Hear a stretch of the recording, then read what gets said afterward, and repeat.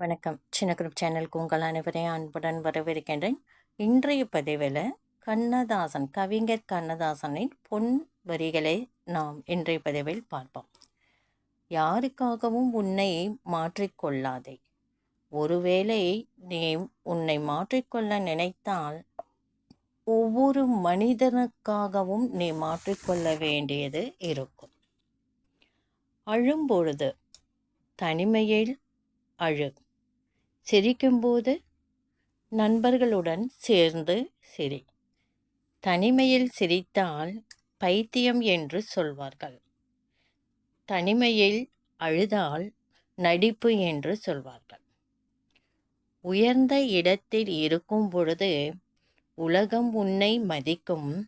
உன் நிலைமை கொஞ்சம் இறங்கி வந்தால் நிழல் கூட மிதிக்கும். ஆமாங்க, மனிதராக இருந்தால் உயர்ந்த இடத்துல இருக்கும்போது உற்றார் உறவினர் சூழ எல்லாருமே நமக்கு ஒரு மரியாதை கொடுப்பாங்க.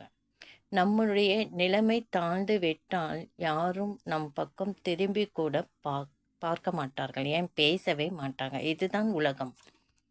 நல்லவன் படகு சவாரி செய்யும் பொழுது துடுப்பு தண்ணிக்குள்ள முழுகி விடுமா.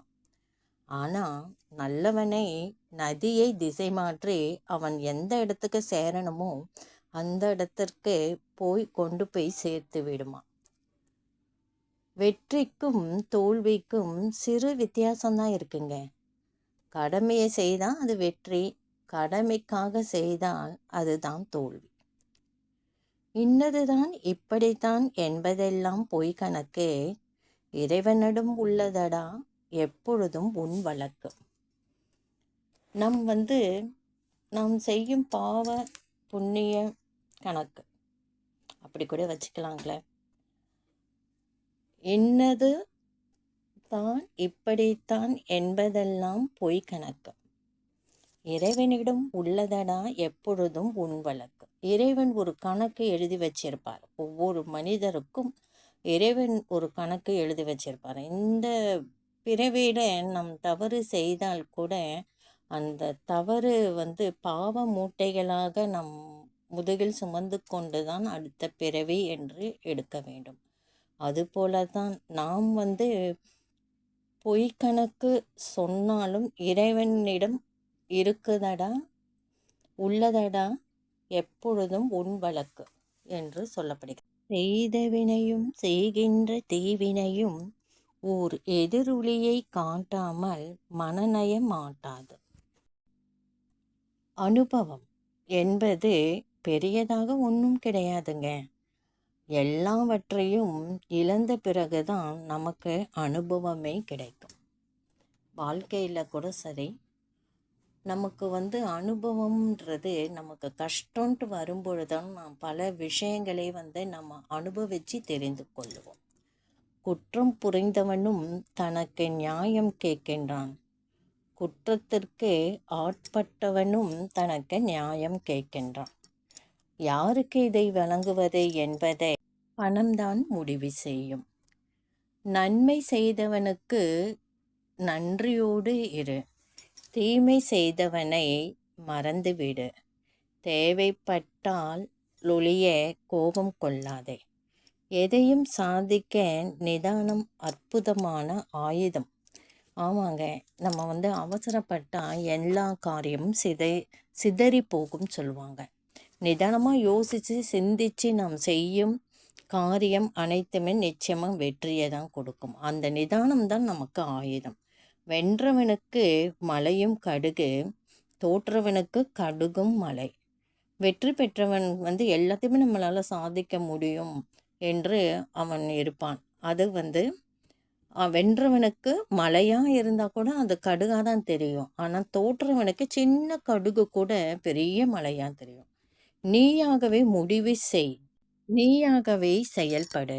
திறமை உள்ளவனுக்கு வாய்ப்பு தூரத்தில் இல்லை.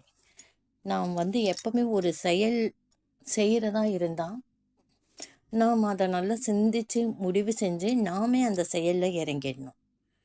திறமை இருப்பவருக்கு எப்போவுமே வாய்ப்பு ரொம்ப தூரத்தில் இல்லை என்று சொல்லப்படுகின்றது. 'காலம் போனால் திரும்புவதில்லை, காசுகள் உயிரை காப்பதும் இல்லை. உண்மைதானங்க. பணம் உயிரை காக்குமா? கண்டிப்பாக கிடையாது. காலம் போன காலம் திரும்பி நமக்கு வருமா? கண்டிப்பாக வராது. ஆசை, கோபம், களவு கொள்பவன் பேசத் தெரிந்த மிருகம். இறைவனை நாம் மனித ரூபத்தில்தான் பார்க்கின்றோம். அன்பு, நன்றி, கருணை கொண்டவன் மனித வடிவிலான தெய்வம். இந்த பொன்வரிகள் அம்பேத்கர்து. சிக்கல்களை எதிர்கொள்ளும் போது கூடவே பல திறமைகளும் வெளிப்படுகின்றன.